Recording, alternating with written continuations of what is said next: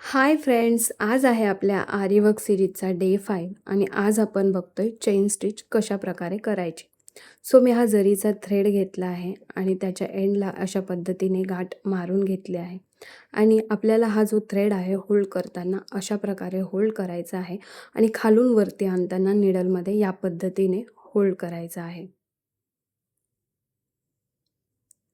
खालून थ्रेड वरती आणताना आपल्याला ट्विस्ट करून आणायचं आहे आणि निडल जी आहे ती आपली 90 डिग्री पकडायची आहे. निडल ट्विस्ट करणं खूप इम्पॉर्टंट आहे, जेणेकरून आपला धागा वरती येईल आणि आपला वर्क ईझी होईल.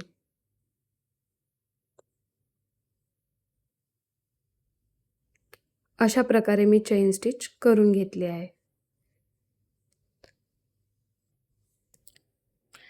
खालच्या बाजूने दोरा आपण कसा वर्क करतो ते बघूया. जेव्हा निडल आपण वरतून खाली टाकतो तेव्हा आपल्याला दोरा जो आहे तो अशा पद्धतीने त्याच्यामध्ये टाकायचा आहे आणि वरती ट्विस्ट करून न्यायचा आहे.